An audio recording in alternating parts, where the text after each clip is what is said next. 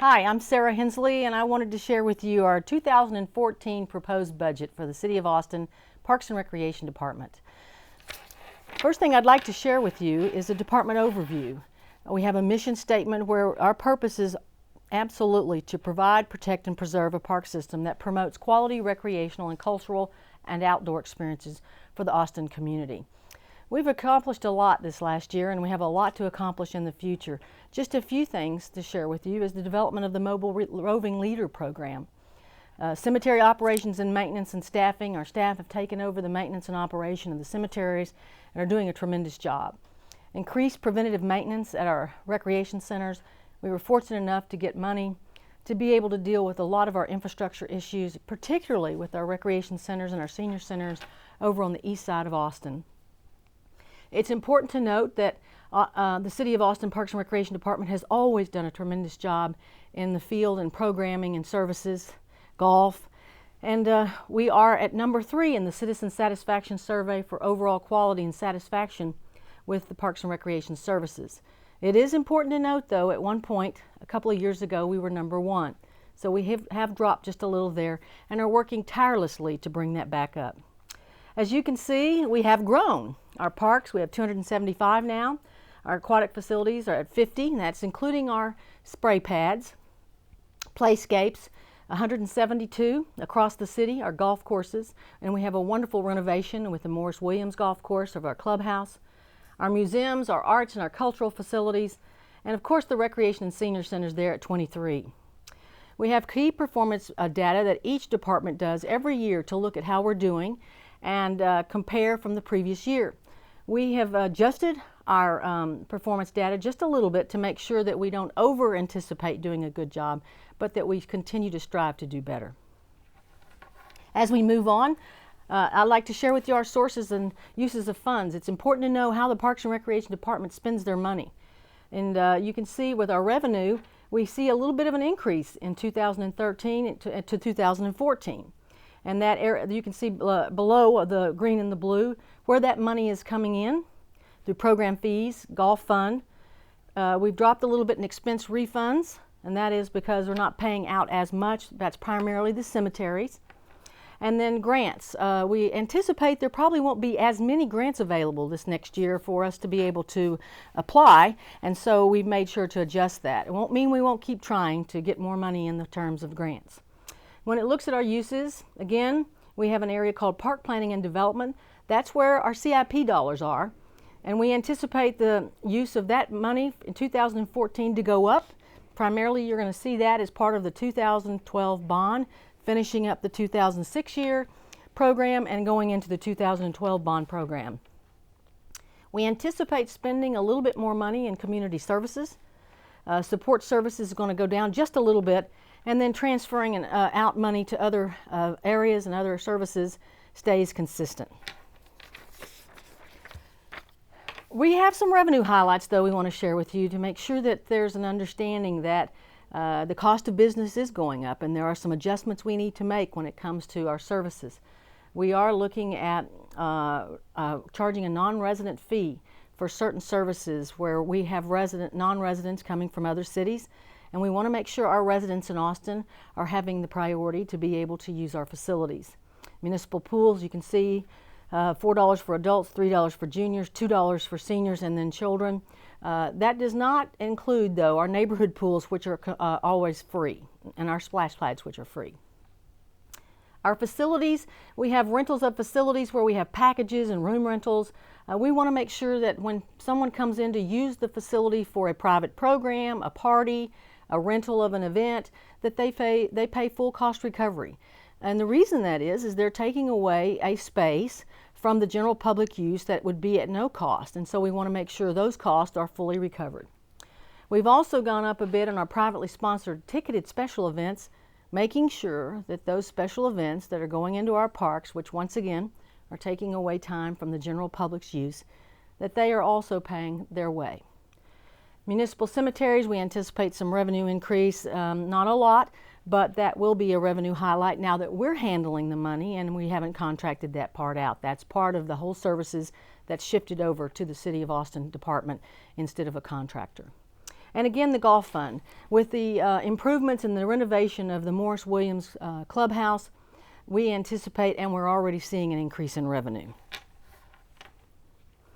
Some other highlights to share with you that are improvements to what we're doing out in the field is that we've added the multi-purpose building at the Turner Roberts Recreation Center. We're adding a little bit of money there and an FTE to be able to open that facility. We already opened up the multi-purpose facility, but that was added, and it gives us an opportunity for additional programming and staff, and that was already put into the budget so that we can take care of that and operate that.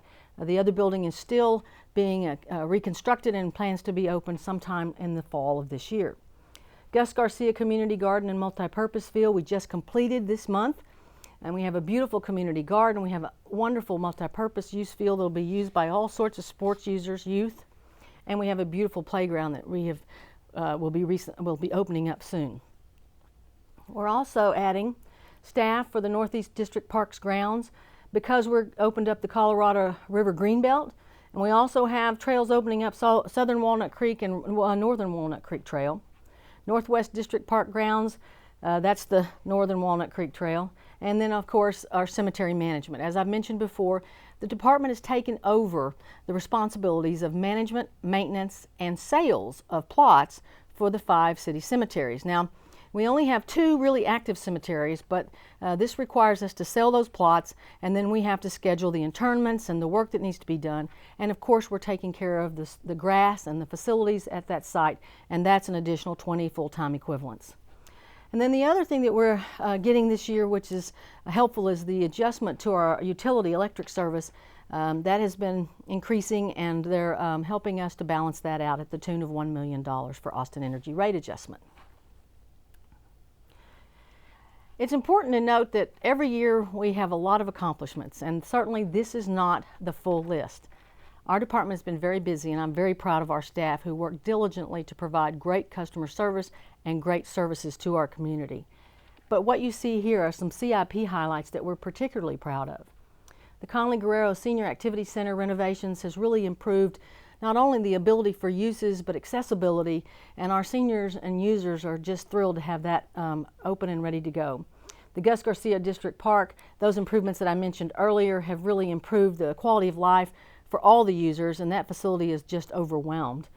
The trailhead work that's under design right now at Auditorium Shores is going to make a huge difference in egress and ingress, and particularly the area where we have a conflict of use between runners, joggers, bikers, strollers, and animals. We're correcting that so that there's not a conflict of use. The roof replacement at the Elizabeth Ney Museum is critical and has happened because we want to protect the investments there as far as our artifacts that are there. And then, of course, the wonderful Roy G. Guerrero Park, the Metropolitan Park we recently opened, that is truly an iconic development and happens to be the way we want to go in the future when we develop parks in our group of facilities. Now we have a spending plan for 2014 when it comes to CIP. And of course, this is always subject to some change because there are always some shifts in priorities, but we have the following things that you see here as priorities for the department and absolutely priorities from the community. And that is the Bartholomew Municipal Pool renovation, which is moving along very well and will be open for next summer. The trail, again, at Southern and Northern Walnut Creek. The work at the trailhead at Auditorium Shores will continue, and we'll continue to work with the work that needs to be done there through the donations that we receive from C3 Productions and the work that TUR Partners is doing. We're going to spend some money on renovating West Infield Pool that's in desperate need of an overhaul. And then, of course, we're getting ready to begin the general grounds improvements to Barton Springs, which is sorely needed. Every year we compare ourselves to other departments across the country, whether they're city or county or park districts. And I'm proud to say that even with the limited resources, we do a pretty darn good job. And our staff work hard to do the right thing and to try to improve the quality of life for all of our citizens, residents, and visitors. And as you can see, the athletic programs, and we've done a tremendous job of renovating some fields, we're up 2% across the board when it comes to comparisons across other cities that are equivalent to our size. Walking and biking trails, We have a tremendous amount of trails across the city. While we struggle to maintain them, we still do a tremendous job of having those open and available to the public. Our parks, we're up. We have 73% compared to other cities across the country in the number of parks. And we do a good job of buying land and either banking it or going ahead and looking at how we can partner to develop parks across the city where we have areas of need. And then the appearance of our grounds. Compared to cities our size across the country, we do a pretty good job. Again, it's important to note it's because of the dedicated, hardworking staff that we have. The other thing I want to brag about is our asset management plan. If you don't know what you have and what you have as an inventory and the infrastructure, then you really don't know how well you're going to be doing and how you'll do in the future. We have a staff member, Tony Arnold, who's done a tremendous job with staff in looking at our assets, going out and assessing everything we have, and we've done this in phases. Our first phase is underway with building assets, looking at all of our public buildings that we manage in our repertoire. That's 332 public buildings that our department is responsible for. And they're doing condition assessments and evaluations on all of those buildings so that when we put together a program for money and need of money for a CIP program or other, we can honestly tell you what's in the queue and what is the highest need. Our phase 2 is our park assets. What do we have out there, whether it's a playground, a pavilion, a restroom, a water fountain? What kind of status are those conditions they're in, and what are the characteristics, the unique characteristics they have? Is there any historical preservational needs, which we have a lot of that, and floodplain issues? So bottom line is we're looking at how we can better tell what we're going to need to put money into, how we can phase that in, and how we can spend the community's money more efficiently and effectively. I want to thank you for taking the time to listen. I know that budget information is not always the most interesting thing, but it's important to know where your dollars are going. And thank you for taking the time to do that. And if you have any more questions, we have our phone numbers here. We also have a website that you can view, and we appreciate you taking the time. Thank you.